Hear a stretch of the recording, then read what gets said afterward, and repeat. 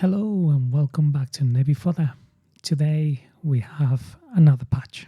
This is the Fire and Ice. And for once I do like the name because it does remember me one of my favorite films of all time. And yeah, well, it does have the same name. And I recommend you to watch it. It's an old one, but yeah, if you like high adventure, Conan and all that shite, you're gonna love it. But anyway, let's talk about naval stuff, shall we? So yeah, we've got a brand new patch. And it comes fully loaded with changes and new vehicles. But as always, we're just gonna look onto the naval side of things here. So first of all, we will talk about the changes that are being made in this patch. Then we will check the new vehicles for naval in detail in some cases, and in some others we'll just go past because they basically copy and paste. And at the end we will have a bit of a rant about the state of the game, and we will have a retrospective look into the stuff that was brought in the last patch. So let's dive in. Okay. So the first two things that I want to highlight are a couple changes that are made and concern aircraft that we could find in naval battles. And the first one is about the Key 67. It is the addition of a 800 kilogram bomb in its payload, and that is, it's a change. It's a good inclusion there because, yeah, those bombers in the Japanese tree are lacking a bit of power, let's say. But in Naval Abbey, it's it's a bimotor bomber, and it's kind of big, so it's gonna get shredded to bits. But at the end of the day, it's just giving the Japanese player more options, and that's good. And then I want to highlight it also because of the very well laid out post in the forums. And if you like history, you should check this out. I'll leave the link in the comments because the pictures that are shown and the information that comes in that post is just pure gold. And the second change regarding aircraft is that more aircraft are getting the engine fire extinguisher. So it's nothing that is gonna matter a lot. It's not gonna impact gameplay in any serious way because in naval, when you get planes get shredded to bits, so yeah, it's not gonna matter that much.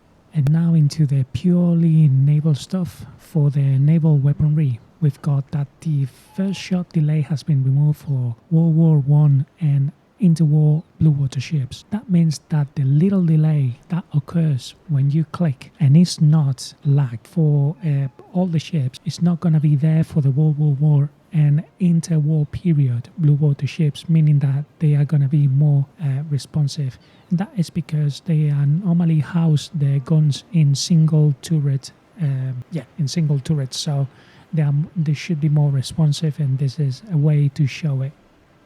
And now we have a change that has come a few days before the patch has officially landed, and it is a change into the FCS, which preserves the calculated late point. And this happened in the very rare event that a player, while he's shooting at an enemy player, he wants to zoom out and looks its surroundings, that crazy thing that you sometimes do. In the previous patch, if you turned the camera, let's say if your target lock is on the left side of your ship and then you turn your camera to the right side, which is a fair bit away from it, and you will lose your target lock and thus your target prediction point. And yeah, it's not a big deal because, especially now, because the let's say that the ship will remember where the target lock was if you don't lock onto another target. And this is a welcome change because it makes targeting easier, especially for new players, because now it doesn't penalize you for looking around while you are in a game, as it was doing kind of before. It's not penalizing, but it was making you wait again for the target lock, which is not a big deal anyway. But for some players, especially the new ones, it is, because they don't know where to shoot. So this is a good change in my opinion, because it's making naval in general, especially naval RV, less difficult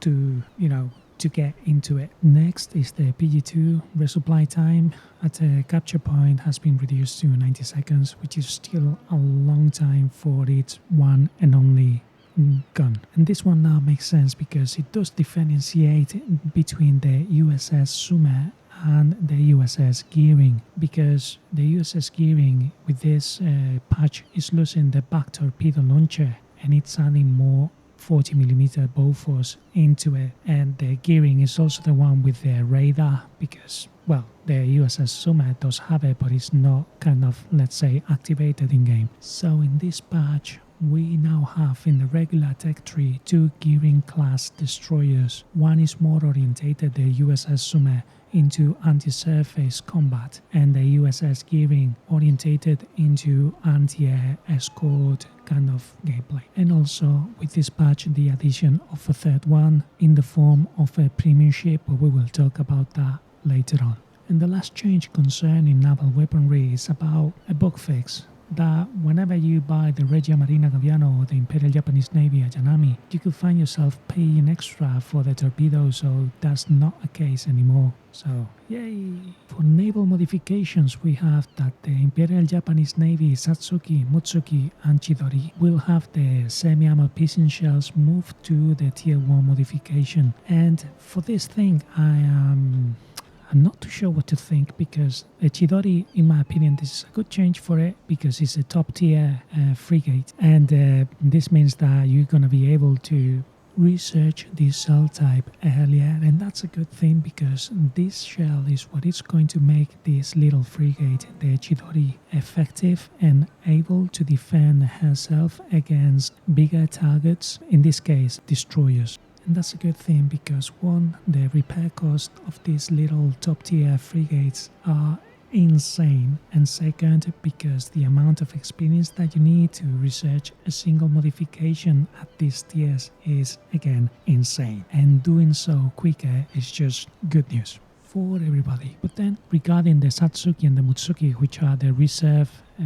destroyers of the blue water ship, I don't think this is gonna matter much because players don't spend time in these ships, and you're just making them comfortable with the shell, with the semi-ammo piston shell, that whenever you jump in another destroyer of the Japanese tech tree, you're not gonna have semi-ammo piston shell. So yeah, I think that for those 2 destroyers you should be trying and focus to get used to the HE.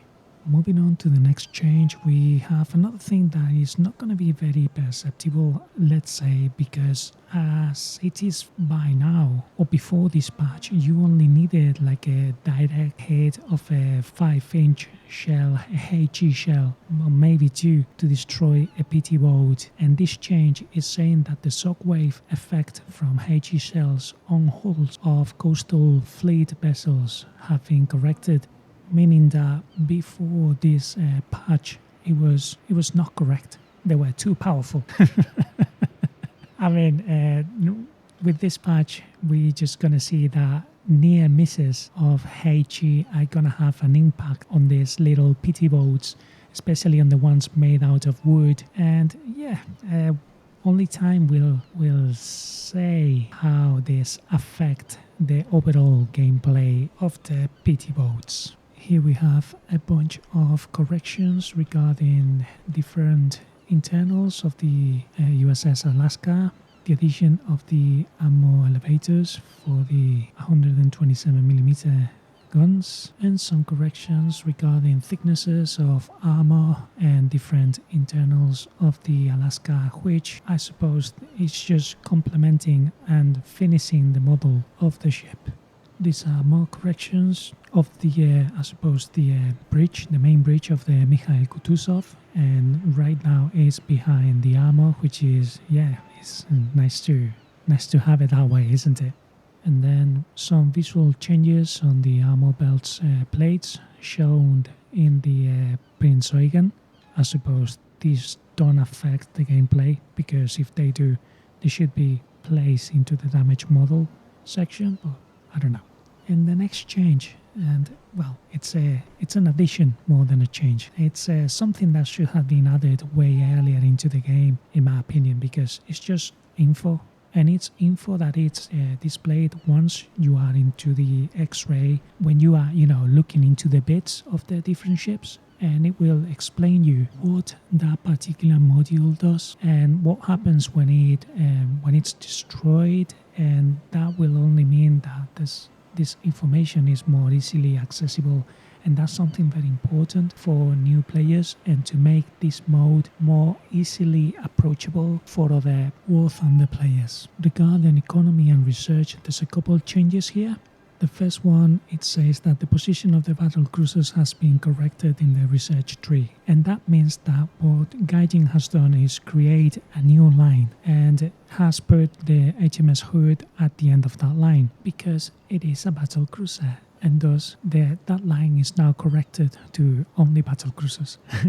So in time, when Gaijin adds battleships, they will be added in the other lines. So what Gaijin is making players jump from one line to another to just make you grind more. And the second change is just decreasing the cost on RP and Silver Lions of a couple ships, the HMS Dreadnought and the Imperial Japanese Navy Setsu.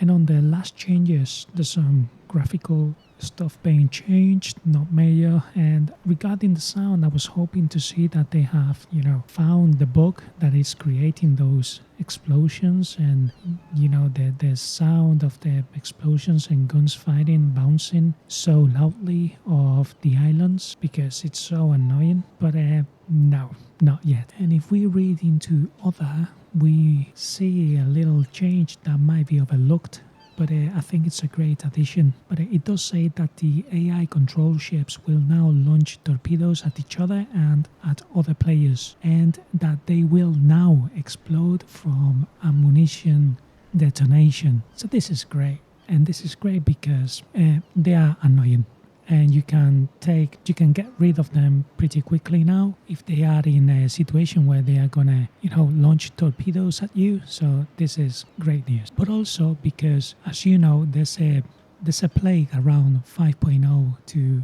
like high tiers regarding players using third-party software to bot, and that is to play the game while they don't play the game.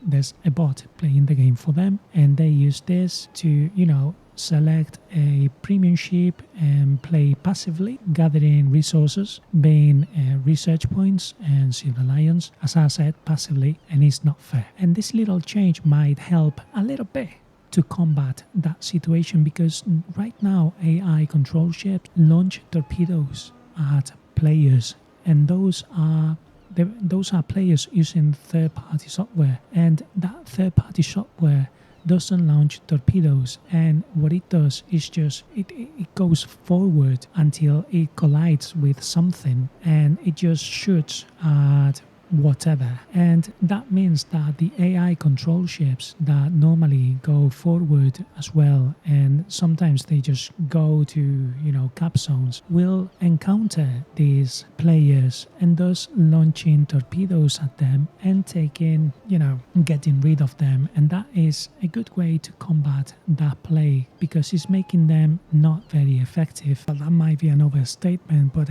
maybe not as efficient, because now at least there's something that is playing against them when players can't. And that is because when you start a game, you recognize what players are using third-party software very easily, because they just go forward. Well, there might be other players in that group, but that might be because they just don't have the A or the D key in their keyboards. But that's another story. So you recognize them pretty easily, and sometimes players just focus them, and you can't focus them, and that's fine. And also right now the bots are gonna also focus those players, so that's happy days. But then in other games, players focus players, and that is not fair, because that leaves the players using the third-party software alone to rack damage and to get rewards for free, and that infuriates me, and that's why I don't play those tiers that much nowadays, because I just can't take it, because it's such a plague that is just silly. But oh well, at least from now on, if I am forced to play against other players that are playing the game instead of farming players using third-party software because they are easy kills, at least now the AI bot, the game AI bot will also do something about it if they encounter each other. So that at least is an improvement, a little improvement, but it is one. Finally, we can talk about the new additions to the game. So let's start off with Germany. We have the Hugin, which is a crow. Yeah, it's one of the two crows of Odin in, well, yeah, that's in mythology. But in game, it is a 4.0 rank 5 PT boat for the Germans. This one does have two lovely 40mm Bofors that are great, and yeah, fast-firing autocannons, and they do have 1000 ammunition each, which is, I think it's a bit short. It does have a couple, ammo racks here, ammunition storages of 1000 rounds each, and they are kind of different in size. Then we have 4 G7A torpedoes, which, yeah, we all love that. They do come with access to the torpedo mode, which I don't recommend, but anyway. Then you don't have any ammo, and the hull is made out of wood, which you know that by now with this patch you are going to be even more vulnerable. This little PT boat comes with 36 crew members, so that's good, and then it's a fast craft. You have access to artillery support, which is going to be good because it's going to help you deal with destroyers, because the 40mm Bofors can also deal with them, but it's going to take time and you're going to have to be very accurate, and it's going to be your only means of damage if you up tier this thing onto the 5.0s, 6.0s and even higher. Another good thing to note about the 40mm Bofors is that they come with the HE time-fused cells, which is going to help you to deal with those pesky aircraft. The British get access to the HMS Glorious and the HMS Diana. These two are going to be the starting ships of the new line of the British tech tree, the one that is going to be dedicated to battle cruisers.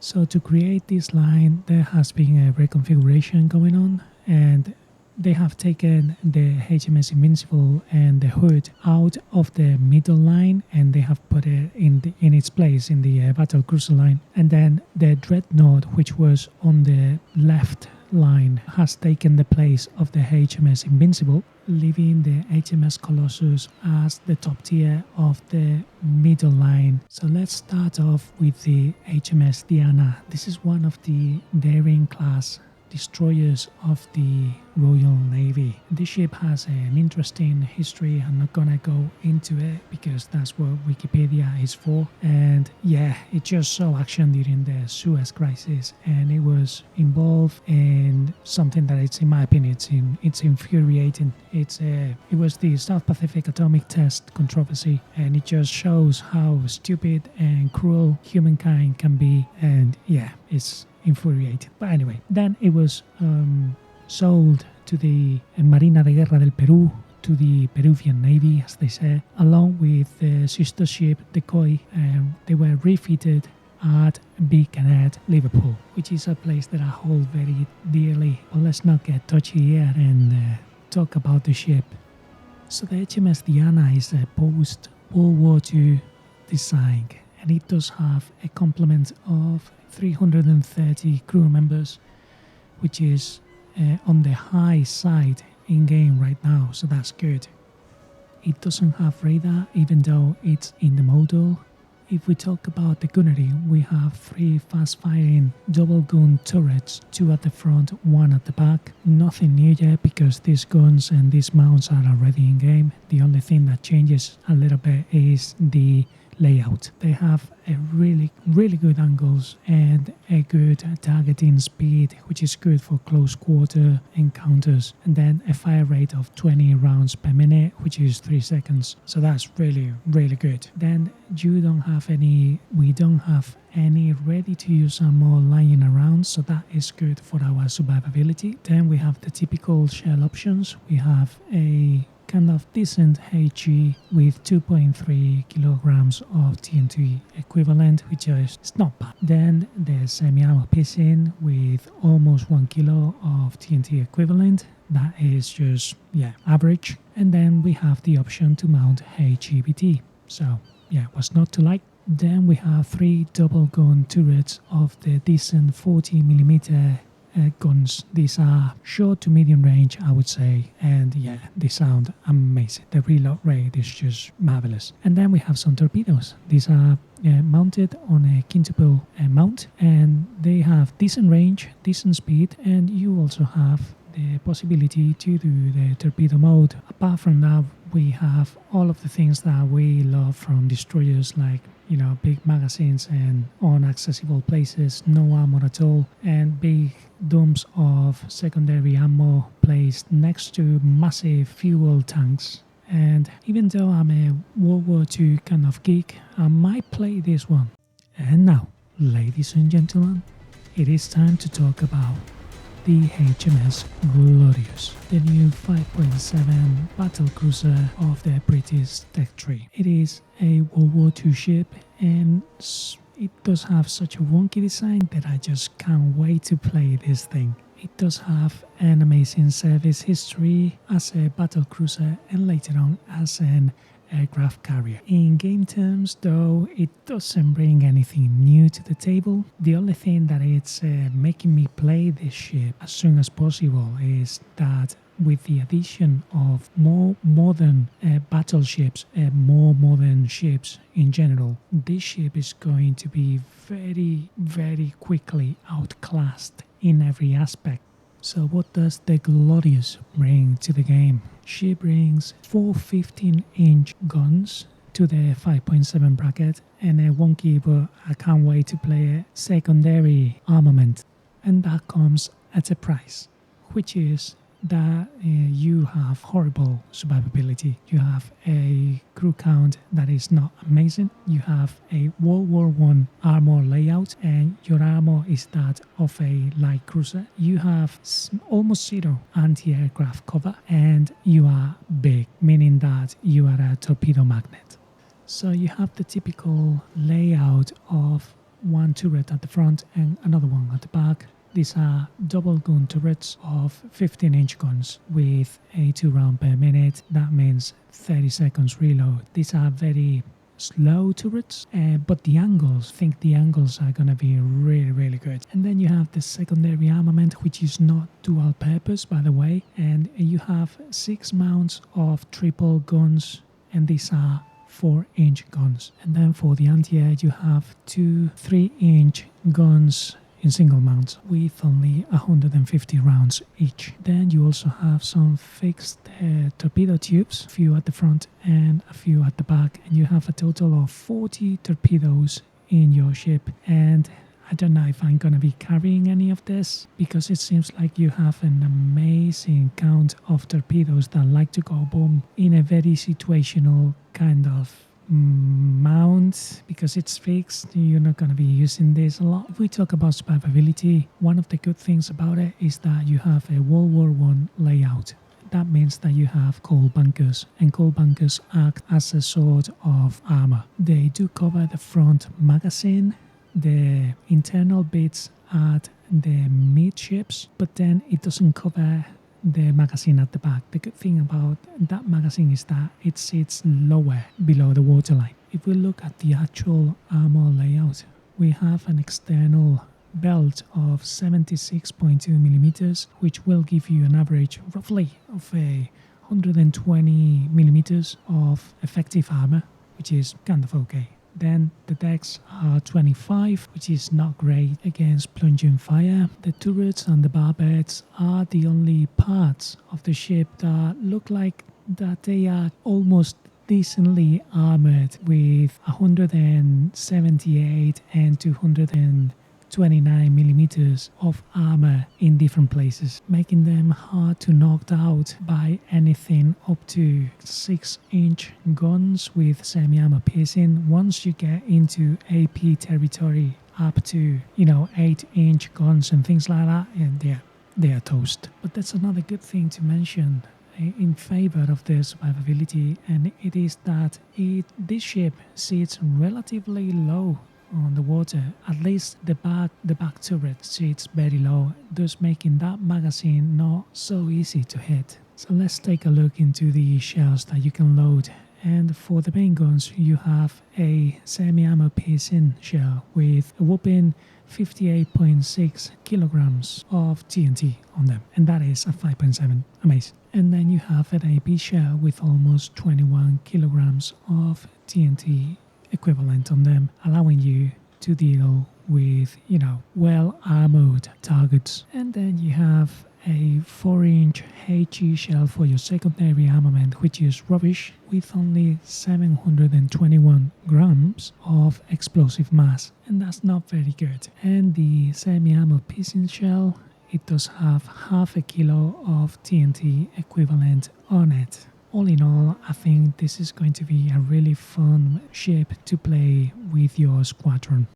And now it is time for Italy. And Italy receives another 2 vessels. One of them it's a premium ship and it's a coastal vessel, and the other one is a blue water ship, the Regia Marina Aquila, a rank 1 3.3 destroyer with a World War I design. These ships saw some action during the World War I, after that in the Spanish Civil War on the side of the rebels, and then during the World War II under the Romanian Navy, and after the Second World War they were given to the Soviets as reparations. In game we have the destroyer configuration of them, which has 3 6-inch guns, 2 at the front, 1 at the back, and then 4 3-inch guns, 2 on each side. It does have 2 mounts of torpedo launchers, of double torpedo launchers, which are very slow and with kind of short range.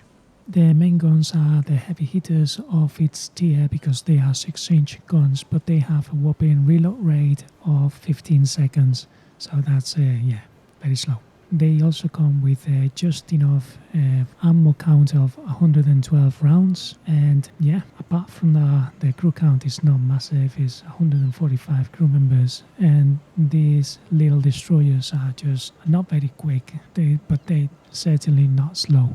The main guns come with a very decent HE round with 5.4 kilograms of explosive mass, then a AP shell with just over half a kilo of explosive mass, which is very decent penetration, and then a semi-ammo piercing HE shell with kind of okay-ish penetration and a very decent filler of 2.62 kilograms of TNT. The 3-inch guns are going to help you with, the massive reload rate of your main armament, and they come with HE, AP, and time fuse shell, which is what you are going to be using against aircraft. This is a World War I destroyer, and I guess it's going to be fun to play with, but it's sort of a glass cannon. And then we have the premium version of the Gabbiano. We have the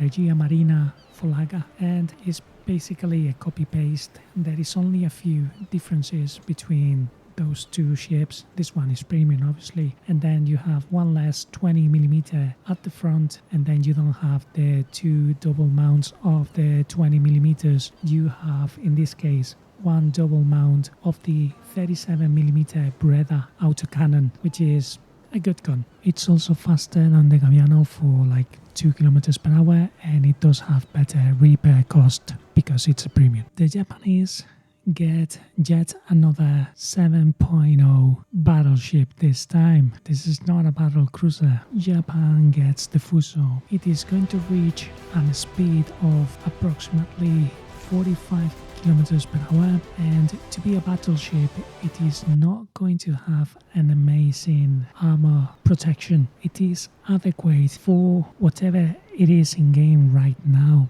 but as we will be adding more and newer battleships with higher calibers, this armor is not gonna hold. It will do just okay-ish. The thing that the Fuso brings to the game is its impressive firepower. It does have 6 double turrets with 14-inch guns and an amazing crew count. And I don't know about you, but I'm really looking forward to put this thing next to the Congo and the Haruna in the same lineup. So if we take a closer look into the armor layout of the Fuso, we see armor plates everywhere.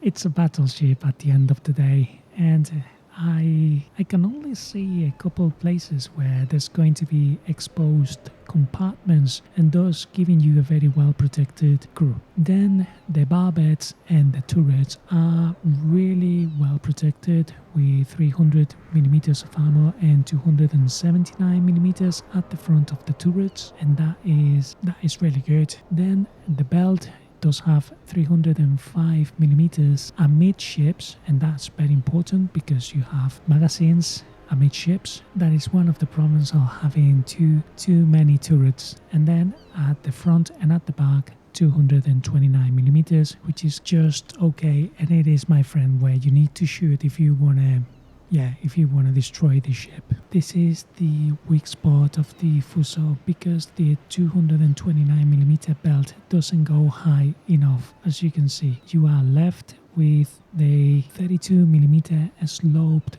layer, and if you hit that part, it's looking like it's going to be very probable that a shell will get to the magazine. And what about the guns? Well, you have 12 14-inch guns in this ship, and these are, as with any other battleship, slow firing.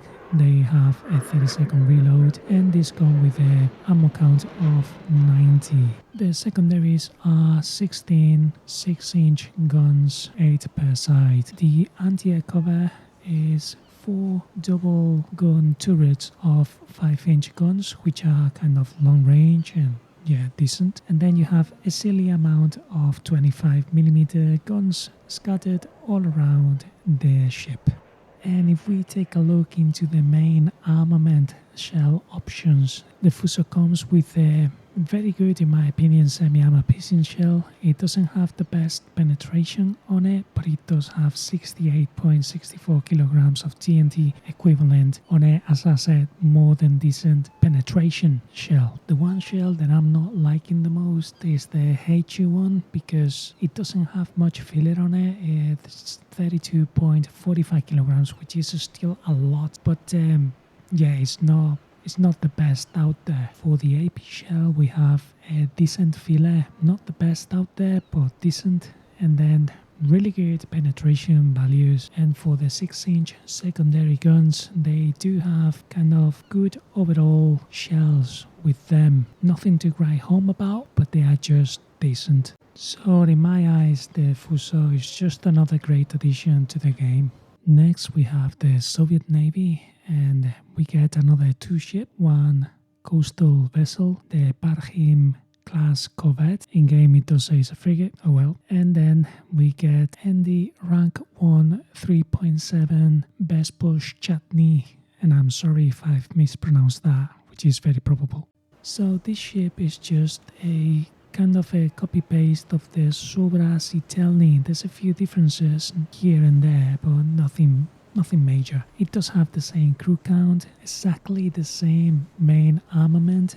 It's just on different mounts. These are square-ish, and same ammo options and the same torpedoes. The differences are that this one has only one smoke funnel and that the anti-air layout is just different. Another difference is that there is no ready-to-use ammo for the main guns anywhere, so that's good for your survivability. The other ship that we get for the Soviet Navy is a corvette, the Parhim class, that was designed for coastal anti-submarine warfare in the late 1970s. These ships are still in service with the Indonesian Navy, and I believe there's still a couple being used by the Russian Navy nowadays in the Baltic. But those might have the other configuration with the twin 57mm at the back.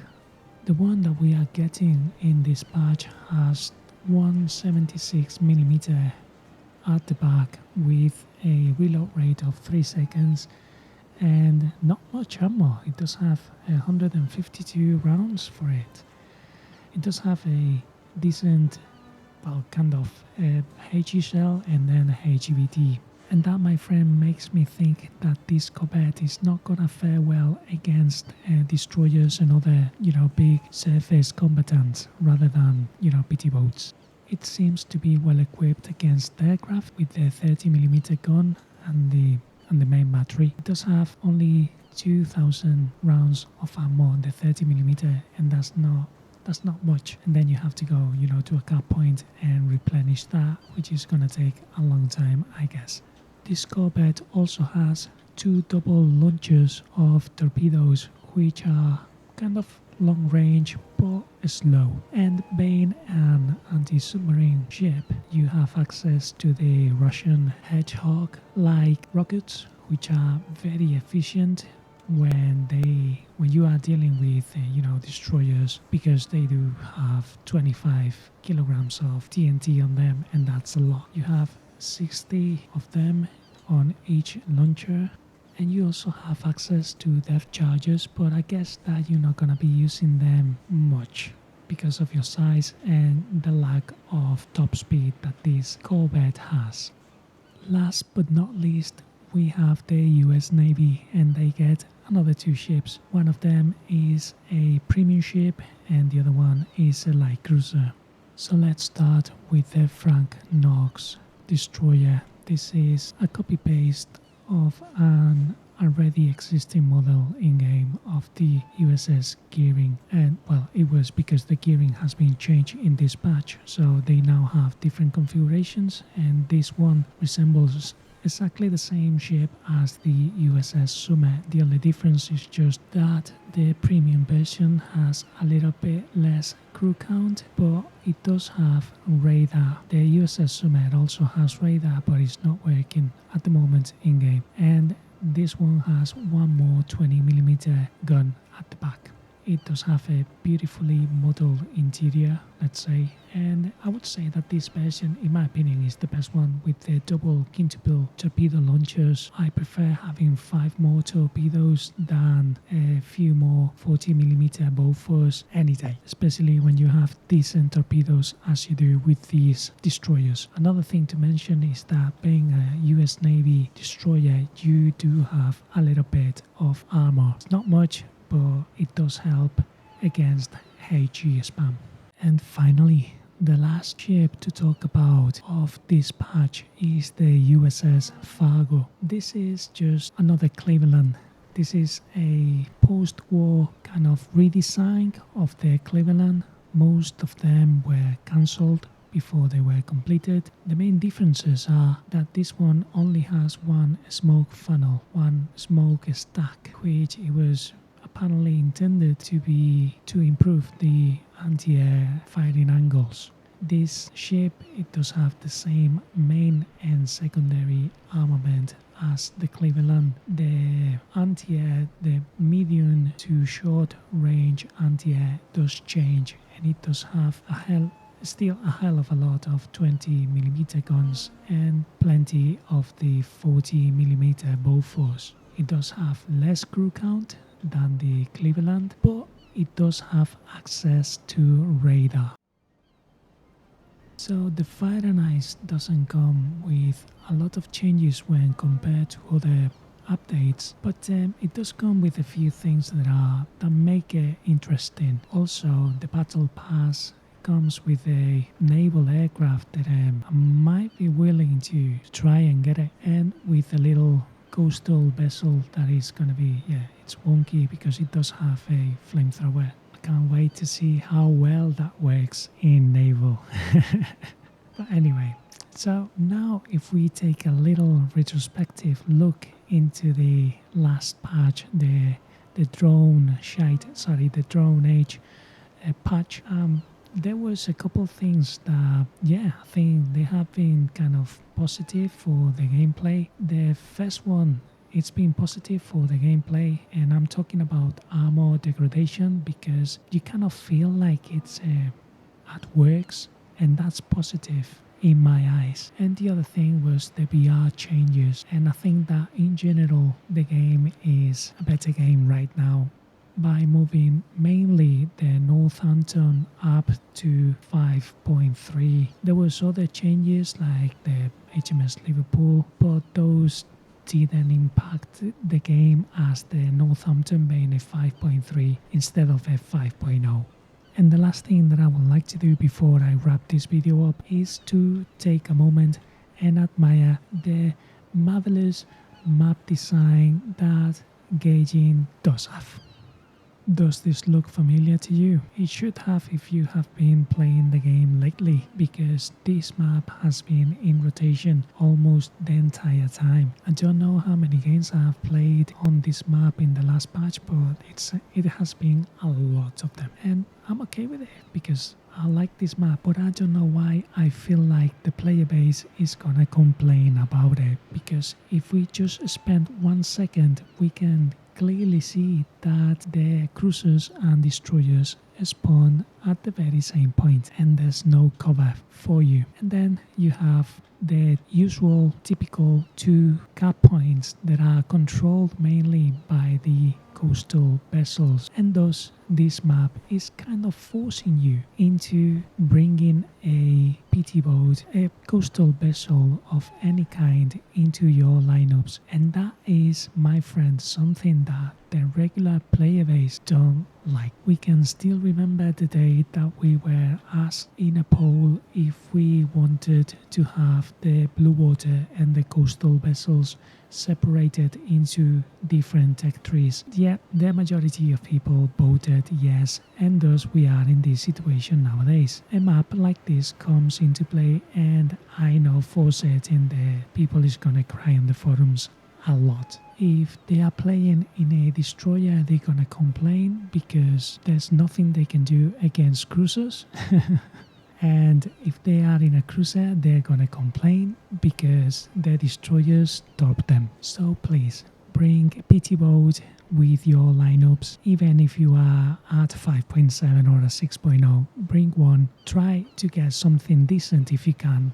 That will be even better. But yeah, please, bring PT boats with your lineups. And before I go, I just want to say thank you to everyone that has been watching us this far, and that gathering all this information for you and editing all this is very, very time consuming. So please give us a like and subscribe to the channel if you have not done so yet, and I'll see you next time.